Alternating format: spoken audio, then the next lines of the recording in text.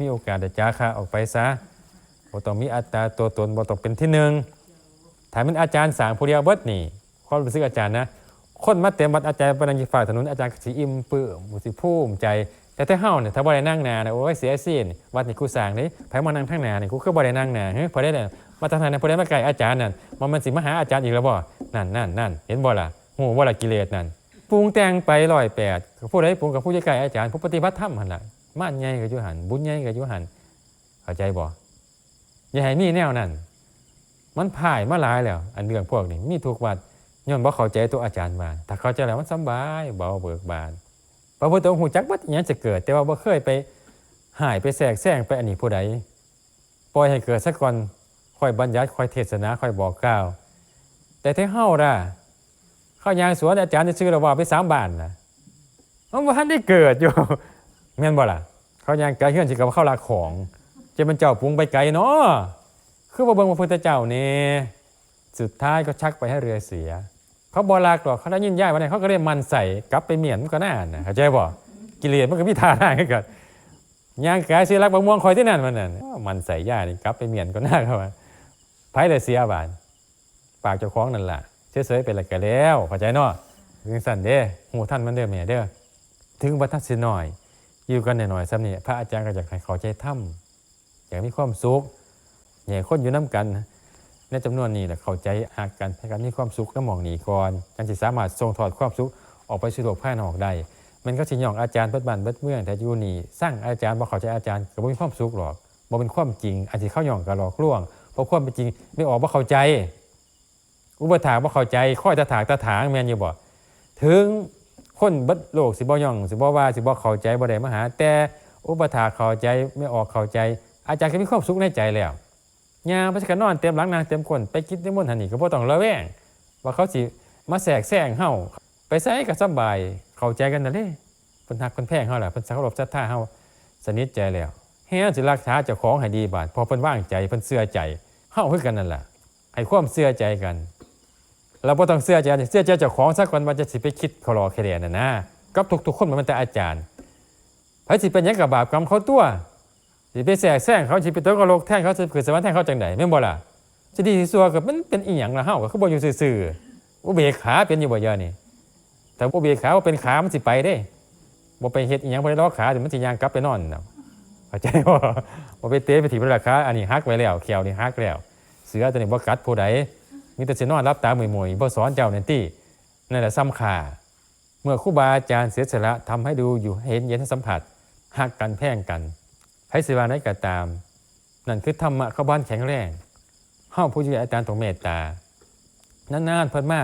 เพิ่นสิว่าจังซั่นว่าสิมาค้ำแอลล็อกจอกใส่จังซั่นใส่จังซี่ก็ให้เข้าใจกันเฮาบ่ย้ำกันน่ะโอ้เพิ่นพันได้ฝึกเนาะเพิ่นพันฝึกไปคือเฮาแล้วเพิ่นก็ฮู้แต่ก่อนถ้าก็เพิ่นคือเพิ่นน่ะสินะโอ้ยแล้วโตนเด้น่ะโทสะก็บ่เกิด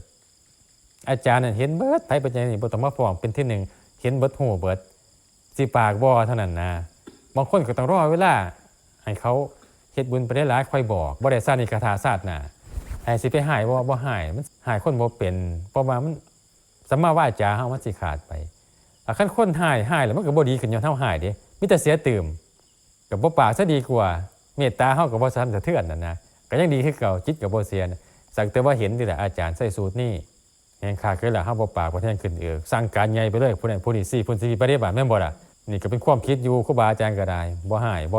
ตักบ่เตือนสิหายเฮ็ดจังไงบ่แห้งน่ะ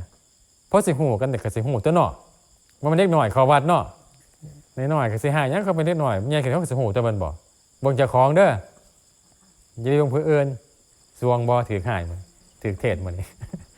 รุนแรงจักหน่อยเด้อแต่ฮักแพงเด้อรุนแรงแต่ฮักแพงเด้อเขาบอกว่าในเพลงอ่ะนะสองหูสองตาคือกันอาจารย์เฮ็ดได้เฮาก็ต้องเฮ็ดได้อาจารย์ก็นั่งอยู่บ่ไกลกินข้าวคือเฮาบ่ได้ฮ้อไปมาก็ย่างคือเฮานี่แม่มันต้องได้แม่ความเข้าใจแม่ปัญญาแม่ทุกคนมีซ้ำกันเฮ็ดได้คือกันเป็นคนยังเป็นได้คือกันเด้อบ่ยากเด้อขอแต่ว่าเปิดปัญญาเปิดใจเขาให้มันเข้าใจนั่นนะจะสิคิดว่าเป็นเรื่องยาก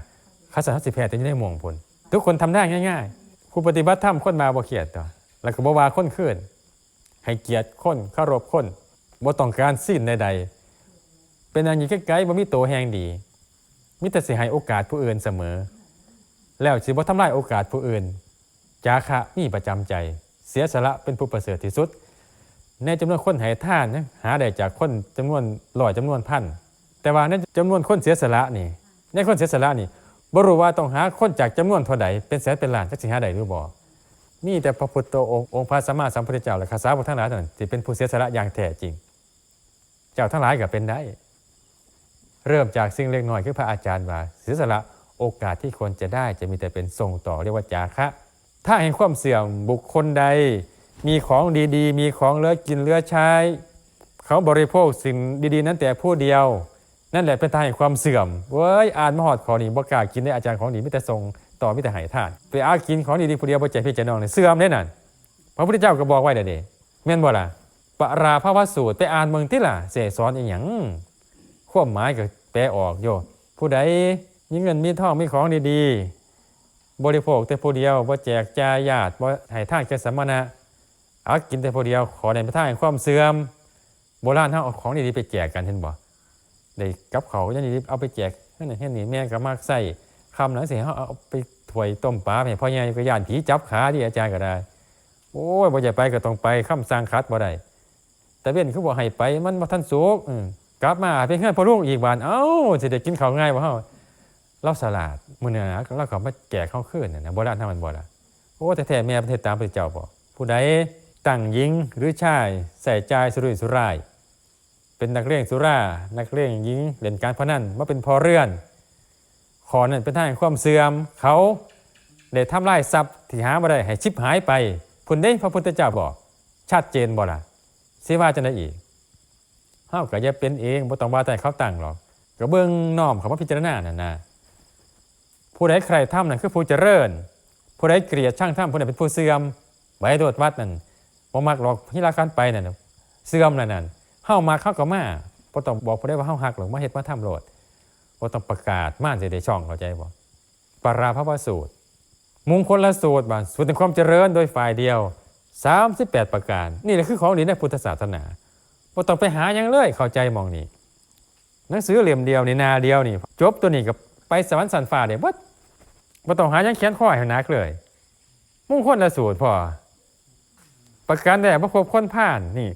เอาคอนี่เคลือบติดฝาผนังห้องเฮาไว้เลยอ่านเช้าอ่านแลงเฮ็ดให้ได้แต่ละขอมีหยังเนี่ยนั่นมีหันเบิดศีล5ศีล8อยู่หันอยู่ในหันเบิดบ่ครบคนผ่านบ่ครบคนชั่วเป็นมิตรครบบัณฑิตเกิดในประเทศที่สมควรบูชาบุคคลที่ควรบูชาไล่เข้าไปแม่นเบิดจะได้หันขอสูงสุดก็จิตไม่หวั่นไหวต่ออารมณ์ที่มากระทบกะที่อาจารย์เทศเบื้องต้นหั่นล่ะละความยินดีแล้วก็บ่ยินดีจากโลกออกเสียได้นั่นล่ะจิตของผู้ใดถูกโลกกระทำกระทบแล้วเมื่อกระทบแล้วไม่หวั่นไหวเป็นจิตที่เกษมสารปราศจากกิเลสดังธุลีคำว่าโลกกระทำที่มันกระทบคือลาภยศสรรเสริญสุขนี่ฝ่ายดีโลกกระทำ8เสื่อมลาภเสื่อมยศนินทาเป็นทุกข์นี่ฝ่ายอันเหตุการณ์4อย่างคำว่า4อย่างมันกระทบจิตเท่าแหละบ่หวั่นไหวนั่นนะเขาหย่องบ่ดีใจเขาด่าบ่เสียใจนั่นแหละคือสุดยอดของมงคลของดีแม่นสิแขนของขังเต็มข้อเข้าหย่องก็ดีใจเข้าว่าก็เสียใจก็บ่เรียกว่ามงคลก็บ่เรียกว่ามีของดีแต่ถ้าบ่ได้แขนหยังก็ตามมีสติโหเท่าทันสิ่งกระทบเนี่ยโลกกระทำกระทบแล้วไม่หวั่นไหวเนี่ยนั่นแหละเป็นจิตที่ประเสริฐเป็นจิตที่เลิศเป็นจิตที่เกษมสารปราศจากกิเลสดังธุลีนี่คือสุดยอดของมงคลเฮ็ดได้ทุกคนเด้ออนุโมทนาธรรมะแผ่นดินไหวก็คือใจบ่หวั่นไหวนั่นเองโอ้ยเขาส่งนั่นส่งนี่มาให้เบิ่งอาจารย์บ่ได้ฮู้ซ่าได้ล่ะน้องก็อยู่กรุงเทพเลยกับหลานโทรมาขอพรในห้องไว้ๆอยู่พุ่นเพิ่นนั่งเครื่องสิไปเที่ยวลงเครื่องก็ขี่ดินไหวก็บ่ได้ถามข่าวหยังก็เซ้ยอาจารย์มันบ่ฮักใจมันจืดนั่นน่ะให้พรมันก็สิปลอดภัยตัวบุญเท่าก็มีอยู่อีหลีอยู่ซื่อๆนี่หลวงพี่คือพระโทษถามข่าวหนูเนี่ยพระโทษถามข่าวหลานน่ะมัดแน่กำลังเป็นตาให้พรไปได้ก็มันนั่งเทศเซ้ยนี่สวดมนต์เซ้ยแผ่เมตตาเซ้ยมันแต่เฮาสิบ่หลาย10รอดบ่ปานนี้บ่แม่นบ่ฮักบ่สร้างนี่มันน้ำเปล่านะมันว่างเปล่าจากเมตตาให้ได้เมตตาแต่ว่ามันบ่ไปยึดนะมันบ่เฮ็ดให้ทุกข์เข้าใจบ่เห็นธรรมะค่าก็ละพอนี่ก็บ่ล่มค่าตาเทศให้ฟังจนบ่ฮู้ว่าพอล้มเบิดสิ้นลมหายใจตอนไหนเทศเซ้ยอยู่ จนได้ไปถามน้องเพิ่นนิ่งหลายนะเพิ่นแสดงธรรมให้อาจารย์มีแต่ไปฟังประวัติน้ำงานศพจากไปด้วยอาการสงบพอเย็นนั้นพอเย็นนี้ผู้นั้นผู้นี้นั่งนั่นนั่งนี่ก็สงสัยยนแมนอยู่บ่สงบอีหลีอยู่บ่หรือเขาเบาเอาไปเยี่ยมผู้ป่วยผู้ใดก็มีแต่โวยวายกันทุกคนนะเห็นพอสาวันโสภาสงบอีดีสงบจนบ่ฮู้ว่าเราบดล่มน่ะแม่โอ้ของแท้เด้อนี่ว่าซั่นยังเทศเสยเทศเรื่องพระราหุลพระพุทธเจ้าเทศให้พระราหุลฟังว่าผู้ใดมีสติอยู่กับลมหายใจเข้าออกมีอานิสงส์มากโดยเฉพาะก่อนจะดับจิตก่อนสิตายผู้ใดมีสติอยู่กับลมหายใจอยู่กับจิตประจำจิตนี่จะมีความสว่างทันทีไปจะมีสว่างทันทีไปฮอดมองนี่ล่ะเพิ่นนิ่งแห้งก็ได้ถามน้องจักบ่ล่มตอนไหนแต่ว่าเทศเรื่องนี้ฮอดนี่อีหลีพอไปกับธรรมะขอนี่เรื่องนี้นอนคาตักแม่ก็จังไห้ผู้นั้นผู้นี้มาแต่เสยปลอบใจแม่อีกจิตบ่หวั่นไหวย้อนได้ฝึกได้ฮู้ได้พิจารณาธรรมของพระศาสดาเป็นสาธารณะเด้อแม่เด้อบ่ได้สิว่าลิขสิทธิ์บ่ผิดกฎหมายบ่ถูกจับคือบ่มักบัดนี้ผิดลิขสิทธิ์คือมักแท้นะพระธรรมนี่บ่มีลิขสิทธิ์สาธารณะพิจารณาได้ทุกคนจึงไปลงมือกระทำ